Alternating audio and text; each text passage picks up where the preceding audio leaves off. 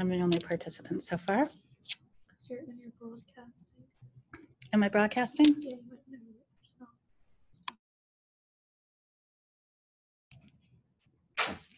Hello, everybody. I think we've got one person. So hi, Margie. My name is Catherine Helland, and I am the AAC Services Coordinator at TechLPA. We are part of the Institute on Disabilities at Temple University, and we house the AT Act program for the state of Pennsylvania. So we're a sister program to you folks in New Jersey and the AT Act program there with Mike Murata and Naomi. And I'm very, very happy to be given this opportunity today to do this webinar on what is AAC. So it's a very introductory webinar. We're going to be getting through a lot of material. So I'm going to share my screen with you.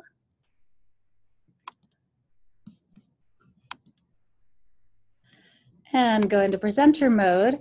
I've got about 20 slides to go through, and I would be so happy to take any questions that you have. My suggestion is that you go check out your chat feature and pull up the chat feature and make sure it says to all panelists and participants so that you can ask a question if you want to. And let me also go in here. I think we've got 5 people so far. Awesome. And I am going to, since we're a small group, allow all of you to talk. So you don't have to use the chat if you don't want to. You can just go in and speak and say something. And let me get to it so that we don't waste any of our half hour, any of our 30 minutes. As I said, I'm the AAC Services Coordinator here at Temple University at the IOD. I am also the parent of a young man with an autism spectrum disorder. He's 24 now, and he's awesome and working really hard at finding work and getting into the workforce. It's because of him that I became a speech-language pathologist. And if you're looking at the, whoops, let me go back, the photo here, you can guess which one of my sons is on the spectrum. He's the wonderful guy with the goofy grin in the blue vest. So he's my reason for being in the field that I'm in. And as I became a speech pathologist, I got to know augmentative and alternative communication and really found out that, wow, this is where I want to be. This is what I want to be doing. And it's very important to me that we think of giving everyone a voice and not just deciding, oh, your artic is too bad, or, oh, we're going to set some kind of prerequisite, your cognitive functioning is quote unquote too low, so therefore you're not eligible. That's not the way I work. I think everybody and anybody can learn to communicate better than they do right now. And so I think we need to listen to people and keep in mind that not being able to speak is not the same thing as not having anything to say. And I think I worked with my first student who needed AAC back in 2005 with a mid-tech device that had batteries plugged in, and maybe you could record a message to make a choice between, I think it was 4 different items. So there were 4 different buttons to press. Boy, has the world of AAC changed a lot in the past 15 years. With the advent of the iPad and other touch screen devices, we have come a long ways, and it's made communication for people with disabilities much easier and much more accessible, and something that you can actually go to your local Best Buy or your local Target and buy yourself a tablet and download an app and use it. And this is a way in which we're using assistive technology to give people a voice. And I'm going to throw around a bunch of acronyms today. So when I say assistive technology, I basically mean any item. It could be off the shelf at Target, or it could be something you get through insurance that is used to maintain or increase the functional abilities of somebody with a disability. So it's about leveling the playing field and giving people access to what they need to be able to participate in daily life.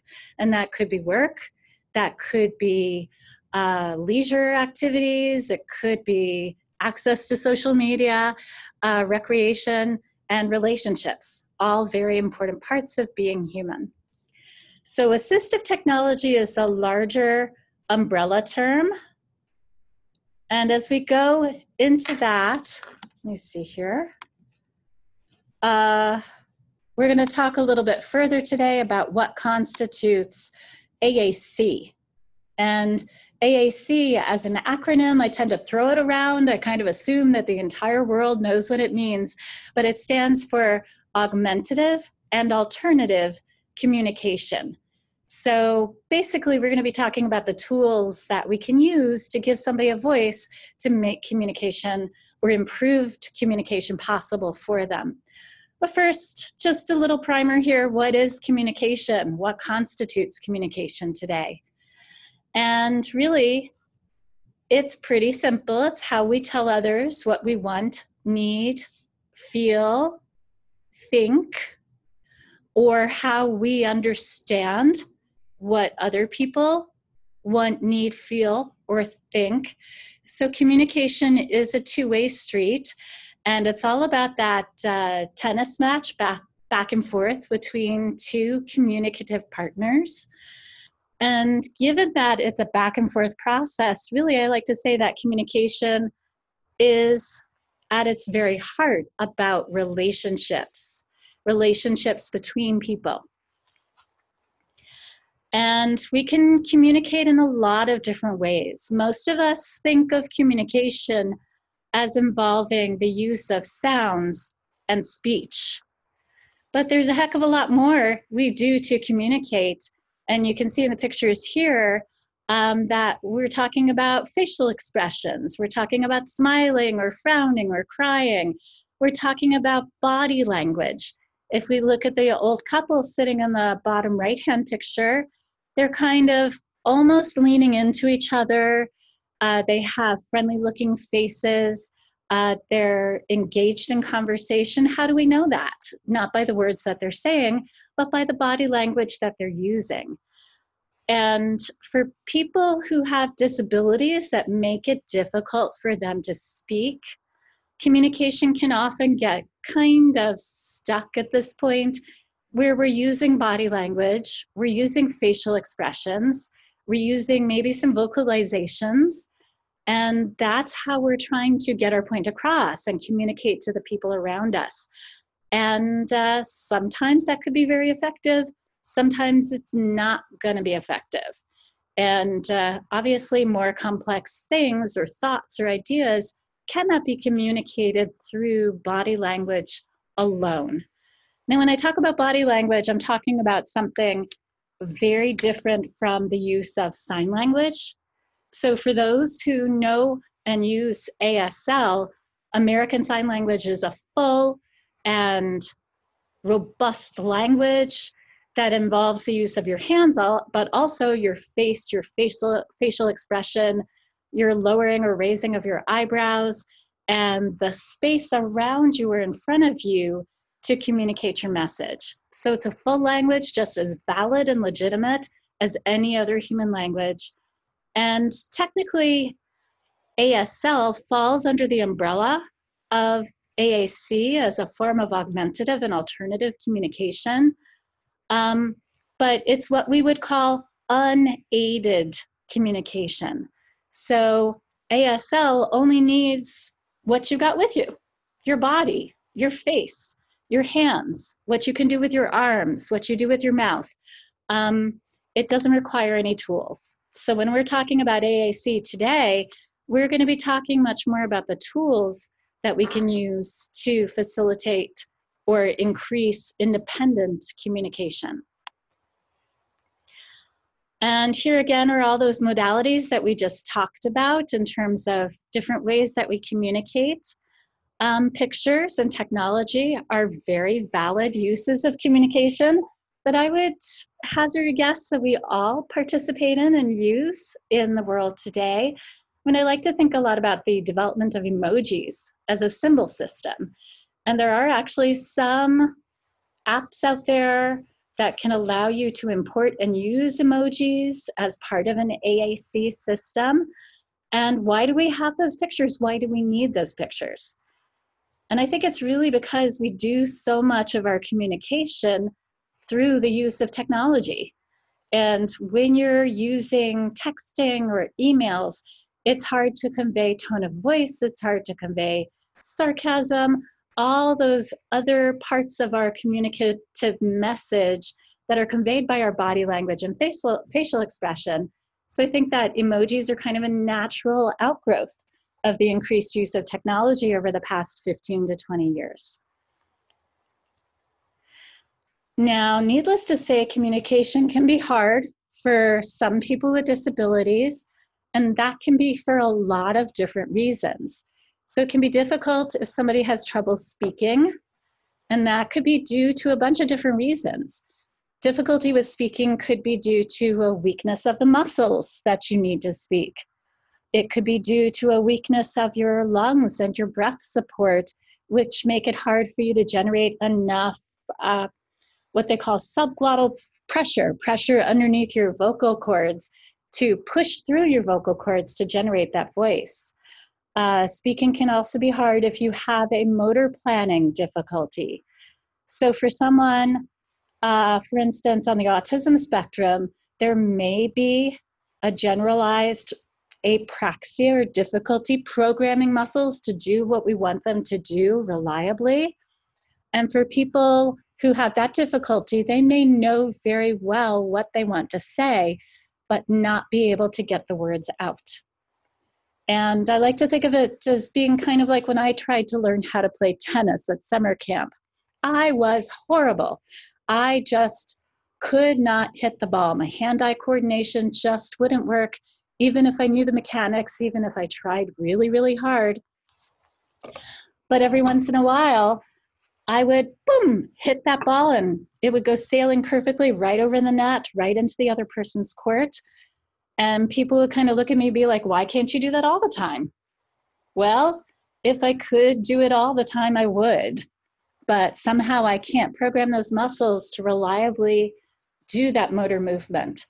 And that's why sometimes when somebody has an apraxia of speech or motor planning difficulties, they might come out with some speech that's more rote, something that they've learned to say by saying it over and over again, or maybe a greeting like hi or bye, but other words might be heard inconsistently. So they might be able to say it one time, but not be able to say it on demand. Communication is also difficult if you have difficulty understanding your language, your shared language system, or if you have difficulty with hearing, reading, or writing. All of those things can impact our ability to communicate with the world around us. And that's when we might want to try AAC, Augmentative and Alternative Communication.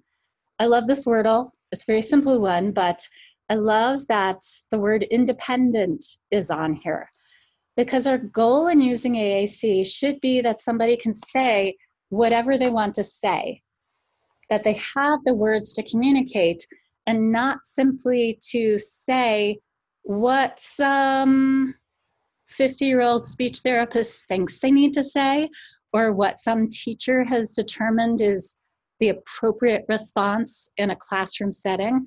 Sure, we want them to be able to participate in class and respond and learn, but for people who use AAC, it should be that they are empowered to use their AAC to independently communicate what they want to say.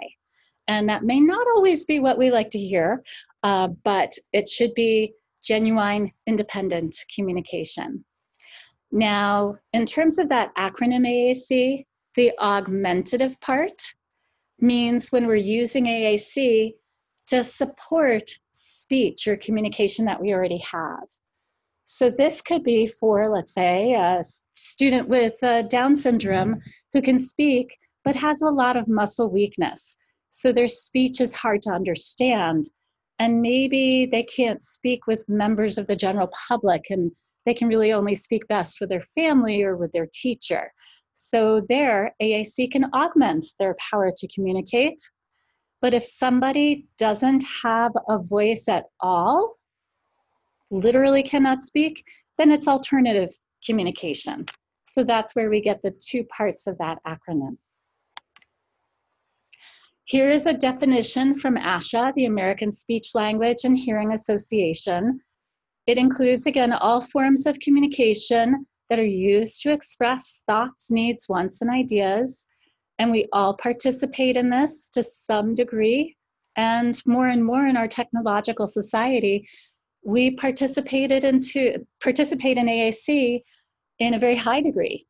And I love that we're sharing information today as a webinar.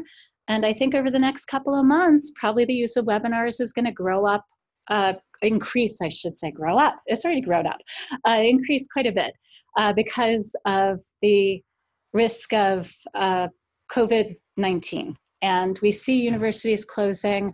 Harvard just announced that they're canceling classes and they want students to go home.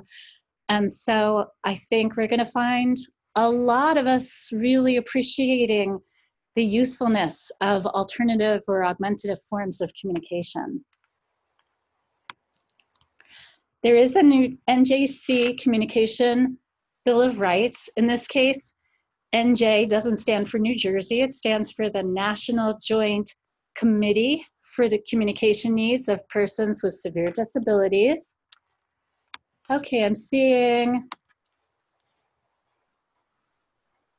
yes, I see something from Tammy that Stanford University and Cal Berkeley are also currently closed. I think also Amherst in Massachusetts. And we're just really keeping an eye on how things are going here in Pennsylvania, because we do have at least 7 cases of COVID-19 in Montgomery County. And one physician at CHOP was diagnosed with COVID-19 over the weekend.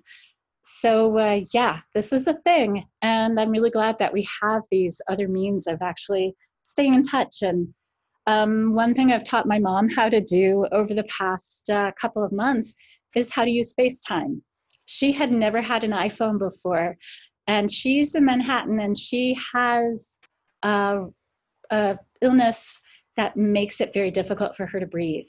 So for her, social isolation is going to be very important over the next weeks or months, but we can still stay in touch. We can still see each other's faces. We can still communicate through that FaceTime modality. Now, the NJC here has a Communication Bill of Rights. You can download it from the asha.org website. So the website is asha.org/NJC. I'm not going to read the whole thing right now. I just want to point out that the first right that they mention on here is the right to maintain social closeness and build relationships. Because at its heart, again, I keep saying that, that's what communication is about. Now, one thing when we think about AAC and we think about applying AAC to the people who might need it, a really important concept is presuming the ability of each individual to learn to use a communication system. It doesn't really matter too much where they're starting out. We know that people of all abilities can learn to communicate more effectively. No one has a crystal ball for exactly what that's going to look like, but we never want to close the door on the possibility of communication by assuming that somebody is not going to be able. That, again, those words, they're too low functioning. Those two words paired together have caused more harm than so many other phrases in the English language, because they have really been gatekeeping language to keep AAC away from some students and adults who need it. So there is no one size fits all for AAC, and we have a broad range of tools. Given that we have 9 more minutes, I'm going to go through this very quickly. There are high-tech devices, like the one on the far left or the far right here on the right-hand side. These devices typically are computer-driven. You charge them by plugging them into an outlet, and they can have a variety of different software sets or AAC apps on them. And they're high tech, so they require a fairly high amount of support and setup to make sure that they work well for the individual. But they give the possibility of giving people access to a lot of language and a lot of generative communication. Mid-tech devices, like you might have a Big Mac switch, like the yellow button on the top, or a GoTalk 4, which you see with the 4 squares in the green field. Those are typically devices that you have batteries and you need to record a voice. So on a GoTalk 4, I might have 4 buttons here like I'm happy, I want ball, I like kitty cats, and no or something different. I can have 5 sheets of paper that can fit into that screen, and I have 5 levels of recordings that I can access. So up to 25 messages. Your typical child with a disability is not going to be that independent at pulling out the 1 sheet of paper and putting in a new overlay and then switching the vocabulary file to match it. So if we're talking mid-tech, they're definitely useful devices. They have their place, but think about the level of communication you're going to access and how independent that person is going to be with that system. And then light tech would be things like a PEX book over on the left-hand side, where you're pulling out pictures and handing them over, typically only to request or maybe make a comment. Or on the right-hand side, you have a high contrast core vocabulary board. That's a piece of paper. All you need is a color printer. You can print it out, and it's got a lot of words on there that we would call core vocabulary. They're high frequency words like do, want, stop, don't, come, go, have, I, you. Very, very useful words for generating messages. I can ask a question. I can make a statement. I can tell you to go away and bug off if I'm getting really tired of working, or I could even tell a joke. So that's kind of the range of AAC devices. And there are also AAC apps, which some of you may be familiar with. Most of these apps go onto the iPad. There are not as many apps for Android devices. And there's only one that I know of that's really, truly cross-platform. It's not on this list, but it's called Cough Drop, and it can go on any platform. The thing about these apps is, again, you kind of get what you pay for. You have to look at the quality of the individual app and make sure it gives you access to robust, independent communication. Let's quickly bust a couple of myths about AAC. One myth is that it's going to prevent speech. Not true. That kids are not ready or they haven't met prerequisite skills. Or that it's too late, this person's too old, we can't do that. And that no training is needed. Really, AAC won't prevent speech, and it can possibly aid speech and language development and even facilitate those smooth and fluid motor programs for producing speech. Language impacts cognition, and in terms of prerequisites, we can teach a lot of those prerequisites through, or requisites, whatever you want to call them, through the active communication itself. So I don't worry about somebody having cause and effect or object permanence. We can work on those things through the active communication. Anytime is a good time to start, and we all need access to communication to make those social connections. So I've worked with people as old as in their 60s or 70s to start using AAC. And social connections are truly important and should be seen as a human right and part of what makes us human. So don't be afraid to start, even if it's a little bit later. And yes, AAC new users are going to need training and support, probably more so than other types of assistive technology, but believe me, that journey is well worth it. So the myths are busted. Moving on, is somebody eligible? That's always a question that we get. And if you're breathing, yes, you are eligible for AAC. We'll find something that matches your needs. And next time we have a seminar, we're going to talk about the SET process and about using certain tools or a framework, I should call it the SET framework, for judging what tools are going to match the needs of an individual person. Another question I get a lot about AAC is, can't we just put sentences on the talker? This person just needs to be able to ask for things. Well, if you just put sentences on a communication system, the person can't say anything new. And if I can't say anything new and all I have are pre-decided sentences or phrases, chances are I'm going to get kind of bored of that system and maybe be tempted to thwack it across the room. So if I'm going to learn to talk, I really need to be given those high frequency everyday words like you see on this core board. Given the DNA of language, I can say almost anything. And this can help to reduce behaviors. What we see as negative behaviors among people with disabilities may often be their attempt at communication that's not effective enough for them. So give me the right tool, give me the right training, and my AAC can support all sorts of other cognitive development for me, because we need language and access to expressive language to be able to learn.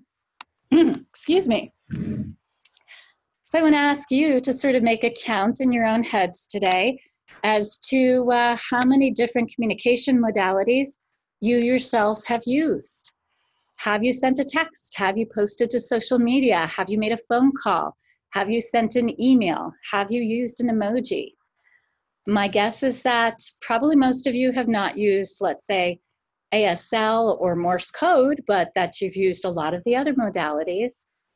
And again, we should take a look at AAC and alternative forms of communication as being something that we all engage in. We shouldn't see this us versus them divide, where it's all about, well, we people who are cognitively intact or can speak do this, and those people with disabilities do that. No, these are tools that we can all benefit from. And if we give the right training and the right access to the right tools to people with disabilities, it can lead them to the point where they can participate in society, get a job, have a relationship, participate in online communities, all the things that all of us really need access to being able to do.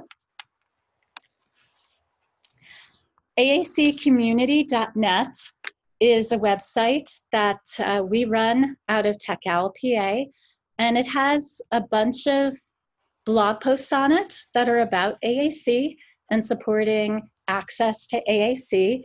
There's some good visuals on there for explaining the coronavirus and what's going on in terms of health in the United States to people who need symbol support, so I urge you to check it out. There's also a whole set of training modules on there for helping direct service providers and maybe also families understand communication and take the next steps towards improving communication for the person that they support. And that's called Consider Communication. So take a look at those. And if those modules are helpful to you, make use of them. There are some downloads, there are videos, there's academic content. You can read them or you can listen to them. And I did want to finish up. We've got 2 minutes left with enough time for people to ask questions. For those of you who are online with me today, if you wouldn't mind going to the bit.ly that you see right there, that is our questionnaire for rating trainings and presentations. And just, we can always benefit from getting your feedback. We had a very short period of time, only half an hour today, to give sort of an overview of AAC. But I definitely would benefit from getting your feedback on what I could add or what I could take out or how I could make it better. Now I'd love to have questions from all of you. And I see that Tammy, you wrote something on here as well. Sentences are good for rote greetings or basic needs, but don't allow people to say what they really mean. And that's exactly right. So On most robust AAC systems, on an app like Touch Chat or an app like Proloquo to Go, you're going to find a mixture of both. You're going to find a home screen that is centered around those core vocabulary words, which can allow you to communicate a lot of information and context. But then in Proloquo, you're going to have a chat folder, or you're going to have a social folder in Touch Chat that are going to have more phrase or sentence-based communication, because social communication has to be quick. So if I'm passing some kids in the hallway on my way to my next class, I need to be able to say, how's it hanging? What's up? And so it's not that we want one to the exclusion of the other, but we need a good balance of both with the ability to be generative with what we say. Okay, does anybody else have any other questions? Raise your hand, throw them into the chat box. I think I unmuted a bunch of you. I'm not sure if that's actually worked, but I think we're at 12:30, so thank you very, very much for attending today and participating in this sort of Lunch and Learn webinar, and I hope to see you all again for the next one. I'll hang out for a few minutes, so if you do have questions, feel free to stick around and ask them. If you don't, I respect your time. It's 12:30, so feel free to drop off and do what you need to do.